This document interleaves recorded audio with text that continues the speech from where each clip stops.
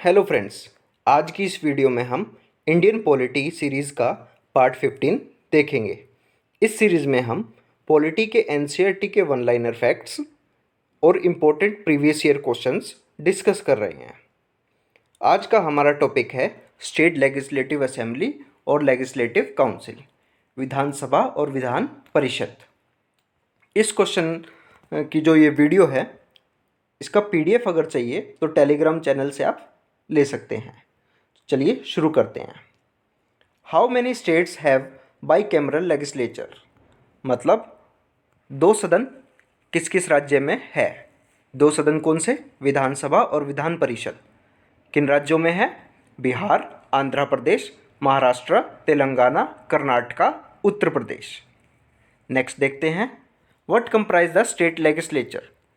क्या क्या होता है? जैसे पार्लियामेंट का हिस्सा क्या होता है? राष्ट्रपति, लोकसभा और Rajya Sabha.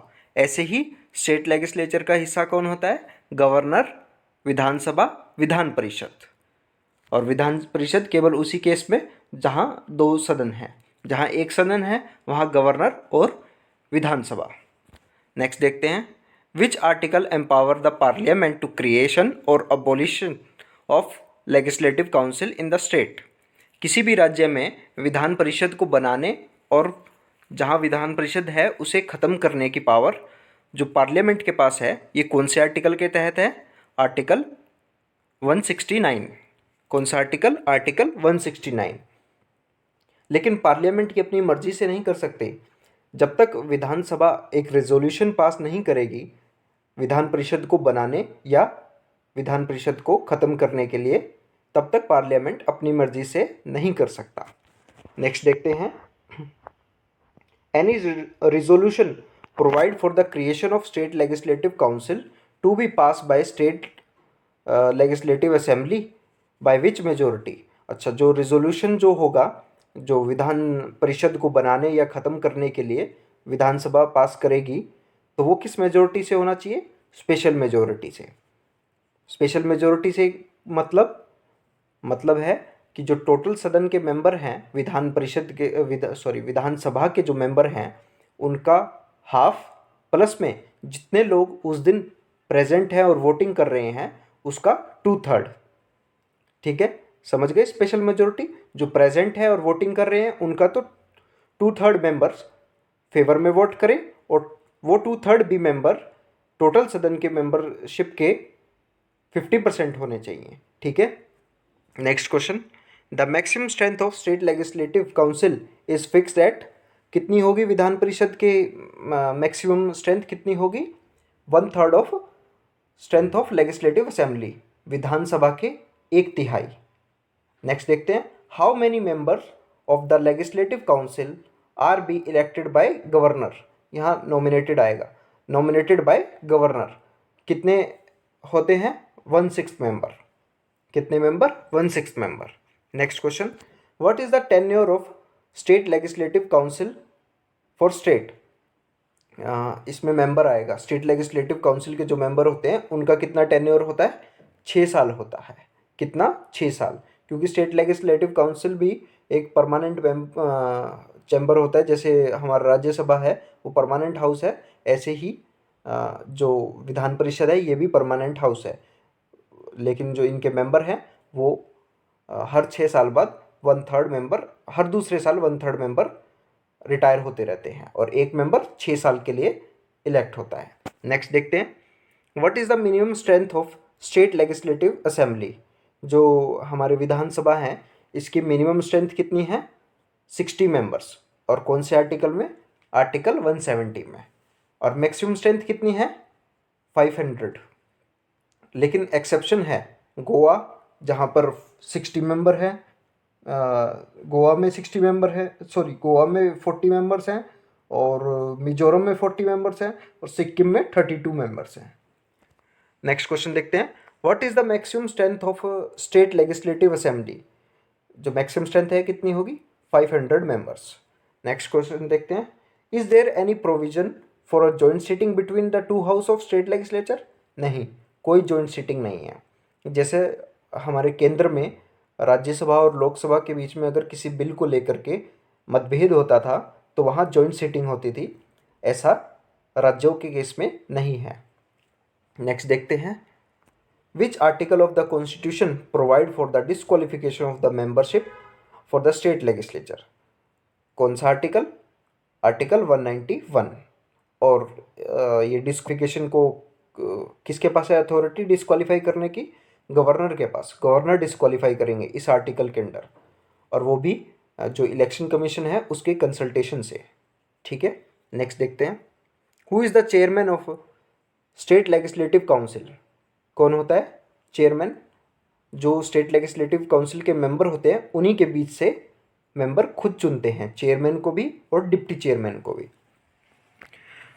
What happen if the bill originate in the state legislative council if the legislative assembly reject it? मान लीजिए विधानसभा में कोई, विधान परिषद में कोई बिल ओरिजिनेट हुआ और पास होकर के विधान परिषद के पास गया, विधानसभा के पास गया और विधानसभा ने उसे रिजेक्ट कर दिया, तो क्या होगा? वो बिल ख़त्म हो जाएगा। क्यों होगा? क्योंकि जॉइंट सीटिंग का कोई प्रोविज़न नहीं है। जैसे कि अगर राज्यसभा में कोई बिल इंट्रोड्यूस होता है और पास होकर के लोकसभा जाता है, अगर लोकसभा उसे नहीं मानती है तो जॉइंट सीटिंग होती है, लेकिन राज्यों के केस में कोई जॉइंट सीटिंग नहीं होती, इसलिए वो बिल को समाप्त कर दिया जाता है। नेक्स्ट देखते हैं, what are the constitutional provision related to chief minister. कौन से आर्टिकल हैं चीफ मिनिस्टर से रिलेटेड? Article 163, article 164, 167। नेक्स्ट देखते हैं, which article provide for the appointment of chief minister by governor. कौन सा आर्टिकल? Article 164 clause 1।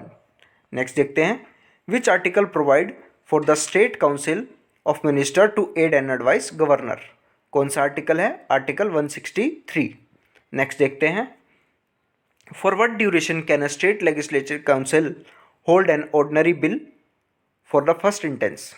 देखो होता क्या है, जो विधानसभा है हमारी, वो किसी भी ऑर्डिनरी बिल को अगर पास करके विधान परिषद के पास भेजती है तो विधान परिषद को 3 महीनों के अंदर अंदर उस पर कोई ना कोई निर्णय लेना होगा। या तो उसे वो वापस भेज दे या रिजेक्ट कर दे या फिर उसे एक्सेप्ट कर ले। अगर नहीं करते हैं तो 3 महीने बाद वो वापस चला जाएगा विधानसभा के पास, लेकिन विधानसभा उसे फिर वापस विधान परिषद के पास भेज देगी। तब विधान परिषद के पास केवल 1 महीना होगा, उसे 1 महीने के अंदर या तो उस बिल को एक्सेप्ट करना होगा या रिजेक्ट करना होगा। अगर वो रिजेक्ट भी नहीं करता, एक्सेप्ट भी नहीं करता, 1 महीने तक रखता है, तो ये तीनों ही केस में उस बिल को पास माना जाएगा। कुल मिलाकर के विधान परिषद के पास पावर कम है कोई किसी भी बिल को अमेंड करने के लिए या फिर किसी भी बिल को पास करने के लिए। विधानसभा के पास ज़्यादा पावर है। विधान परिषद केवल और केवल 4 महीने के लिए डिले कर सकता है, पहले 3 महीने के लिए और दूसरी बार भेजा जाए सेम बिल को तो 1 महीने के लिए। नेक्स्ट क्वेश्चन देखते हैं। नेक्स्ट क्वेश्चन यही है जो मैंने अभी एक्सप्लेन कर दिया कि बिल को अगर रिजेक्ट कर दिया जाए तो क्या होगा, बस 4 महीने के लिए डिले हो सकता है। नेक्स्ट क्वेश्चन भी यही है कि मैक्सिमम कितने ड्यूरेशन के लिए रख सकता है विधान परिषद? 4 महीने के लिए। नेक्स्ट देखते हैं, what happen to the bill when the governor reserve the bill for the consideration of the president. President की कंसिडरेशन के लिए अगर बिल को रखते हैं तो क्या होता है? तो या तो प्रेसिडेंट उस पर अपनी मंजूरी दे देंगे या प्रेसिडेंट उस पर मंजूरी नहीं देंगे, उसको रिजेक्ट कर देंगे, या फिर तीसरे केस में प्रेसिडेंट उसे स्टेट लेजिस्लेचर के पास रिकंसिडरेशन के लिए वापस भेज देंगे।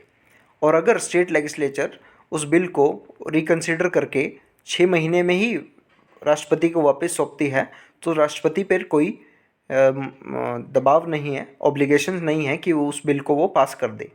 राष्ट्रपति चाहे तो उस बिल को तब भी रिजेक्ट कर सकता है।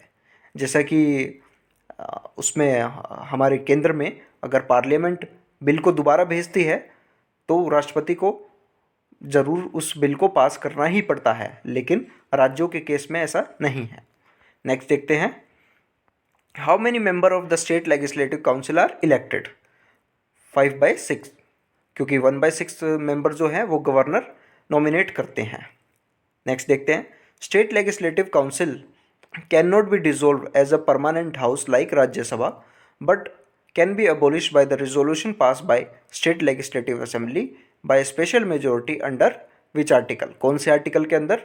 जो हमारी विधानसभा है, विधान परिषद को डिसोल्व कर सकती है, परमानेंटली ख़त्म कर सकती है या फिर बना सकती है नई विधान परिषद को। कौन से आर्टिकल के तहत? आर्टिकल 169। नेक्स्ट क्वेश्चन देखते हैं। Who administer the oath of office and secrecy of chief minister. कौन करता है? Governor. The chairman of state legislative council give his resignation to which authority. किसको देते हैं? Deputy chairman of state legislative council. और ऐसे ही डिप्टी चेयरमैन किसको देंगे? चेयरमैन को। नेक्स्ट है speaker of legislative assembly give his resignation to which authority. Speaker जो है विधानसभा के किसको इस्तीफा सौंपते हैं? अपना डिप्टी स्पीकर को, और डिप्टी स्पीकर स्पीकर को। For how many days state legislative council with hold the money bill. कितने दिनों के लिए रख सकता है? सिर्फ 14 डेज के लिए। ऑर्डिनरी बिल को तो 4 महीने मैक्सिमम, लेकिन मनी बिल को सिर्फ 14 डेज के लिए रख सकता है। नेक्स्ट देखते हैं। A member of a state legislative can not be arrested for what duration before and after the session of the house. ये प्रिविलेजेस आते हैं इनके मेंबर्स की कि कोई भी मेंबर है उसे किसी भी सिविल केस के मामले में, कोई भी सेशन चल रहा है जैसे monsoon session, winter session, budget session, तो इन सेशन के केस में 40 दिन पहले तक सेशन के या 40 दिन बाद तक या सेशन चलते हुए अरेस्ट नहीं किया जा सकता। याद रखिएगा, केवल सिविल केस की बात है। नेक्स्ट देखते हैं। Any decision related to disqualification of the member of state legislative assembly under article 191 is prevailing privilege of which authority. किसका अधिकार है? किसका अधिकार है आर्टिकल 191 के तहत? गवर्नर का। और in consultation with election commission, election commission के कंसल्टेशन से। कौन सा आर्टिकल? आर्टिकल 191। नेक्स्ट देखते हैं। What is the maximum age, sorry minimum age है। What is the minimum age for person to become a state legislative assembly member. जो हमारे विधानसभा का मेंबर बनने के लिए कितनी एज चाहिए? 25 साल। और विधान परिषद के लिए 30 साल। Next question. Sucheta Kripalani was first chief minister of Uttar Pradesh. कहाँ से थी ये फर्स्ट वुमेन चीफ मिनिस्टर बनी थी सुचेता कृपलानी। देश की पहली वुमेन चीफ मिनिस्टर बनी थी। ये किस राज्य से थी?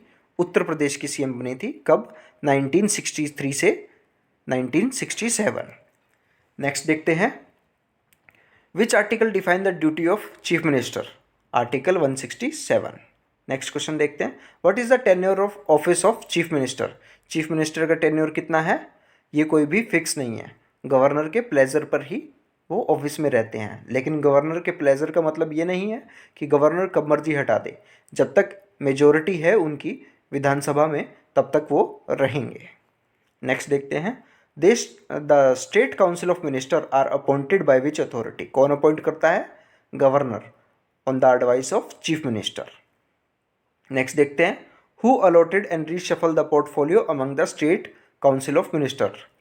कौन अलॉट करते हैं मंत्रालय? Chief minister. जैसे केंद्र में प्रधानमंत्री अलॉट करते हैं, ऐसे ही स्टेट में चीफ मिनिस्टर करते हैं। ये आगे एक इन्फॉर्मेशन है। आर्टिकल 170 के तहत जो स्टेट लेजिस्लेटिव असेंबली है उसकी मतलब विधानसभा की मैक्सिमम सीट कितनी हो सकती है? 500। और मिनिमम कितनी सीट हो सकती है? 60। हालांकि इसमें कुछ एक्सेप्शन है, जैसे सिक्किम और गोवा और अरुणाचल प्रदेश। नेक्स्ट देखते हैं। Who is act as a vice chairman of zonal council as per annual rotation. देखो, ये जोनल काउंसिल होती है, इसके चेयरमैन कौन होते हैं? चेयरमैन होते हैं केंद्रीय होम मिनिस्टर जो होते हैं, केंद्रीय गृह मंत्री जो होते हैं, वो तो होते हैं चेयरमैन। और वाइस चेयरमैन कौन होते हैं? जो जनरल काउंसिल होती है, कई राज्यों को मिला करके बनती है, 5-6 राज्यों को मिला करके, तो उन राज्यों के जो चीफ मिनिस्टर होंगे वो रोटेशन बेस पे हर साल के लिए बदलते रहते हैं, वो वाइस चेयरपर्सन बनते हैं, चीफ मिनिस्टर्स। नेक्स्ट देखते हैं।